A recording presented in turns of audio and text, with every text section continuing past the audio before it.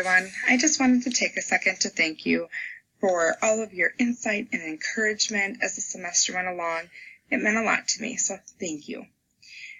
As I wrap things up, I wanted to share with you why I named my presentation and why the title of my paper was My New Perspective. The reason I did that is I came in as a paraprofessional. That's what my background was. I worked directly with a teacher, kind of under the teacher, and I never really stopped to think about why or how they did what they did. So now that I was able to take that step back and really look and examine how their days went along and why they did what they did, how they did it, it was such an eye-opening experience for me.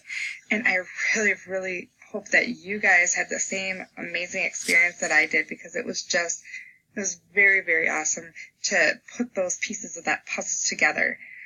So I hope that you can take something away from my little video here, and I hope that you guys have a wonderful Christmas break. At the beginning of the semester, we had to write down 10 adjectives that described an effective teacher. Mine included compassionate, active, motivating, engaging, persevering, knowledgeable, inspiring, dedicated, patient, and nurturing. As I completed each of my field service hours, I was able to witness firsthand the importance of those adjectives in an instructional classroom. Takeaway number 1, students learn best in an environment where they feel safe and secure. The teacher that I observed, she had established and modeled class routines and expectations at the beginning of the school year. By doing so, it allowed her to spend more time in meaningful instruction versus dealing with extra questions and tricky behaviors. There were times where she would have to reteach the expected behavior to students who may be struggling.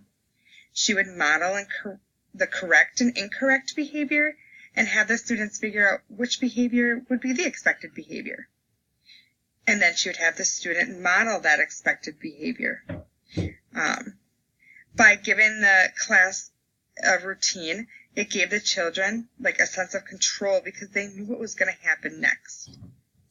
For example, when the learners arrived in the classroom, they'd go directly to their table spot where they do a table activity. And by doing that, the students were able to transition to school as well as wake up their brains. So basically, she made sure that the students, they always felt safe and secure while in her classroom. Takeaway number 2, creating a culture of kindness and compassion in the classroom can reduce student stress. The school place, it can be a really stressful place for some students. Students are expected to make friends, be a friend, do well in class. They come from all walks of life and are just trying to find where they fit in. By being kind and compassionate, a teacher can definitely ease some of that stress on the students. The teacher that I saw, her enthusiasm, the sparkle in her eye, it was so contagious. You couldn't help but want to do what she wanted you to do just because of her voice, the look in her eye. You wanted to do what she wanted you to do. You thought everything was so cool just because she said it. One of my life's motto is kindness has power. It is amazing what can happen when you just be kind. Just be kind. Give somebody a compliment. You model that behavior, the kids are going to pick up on it.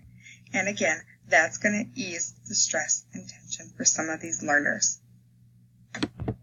Takeaway number 3, engaging students in curriculum that connects instruction to authentic situations is important for effective student learning.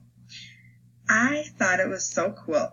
When I was doing some of my hours, the students had went on a field trip to a bakery and they learned how to bake cookies.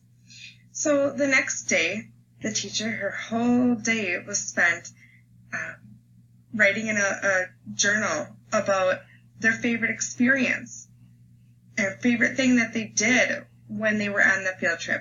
They then were able to decorate cookies that they ate for snack. They pretended to make cookies and sell cookies.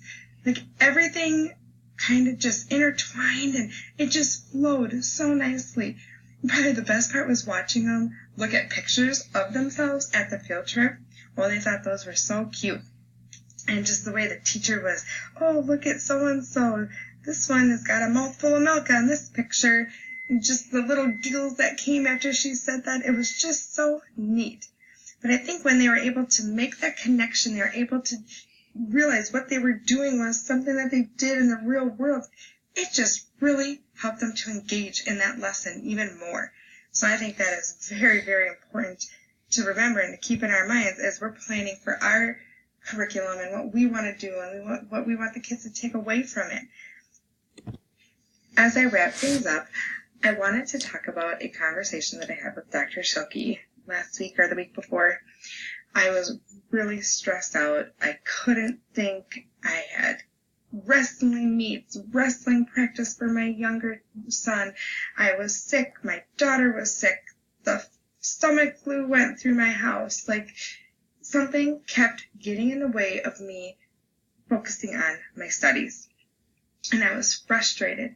And the one thing that she said to me was, this is how it'll be even when you're teaching. Things come up. It's a part of life. And it's how you get through it that is going to define you. So I took those words to my heart and I persevered through all of it.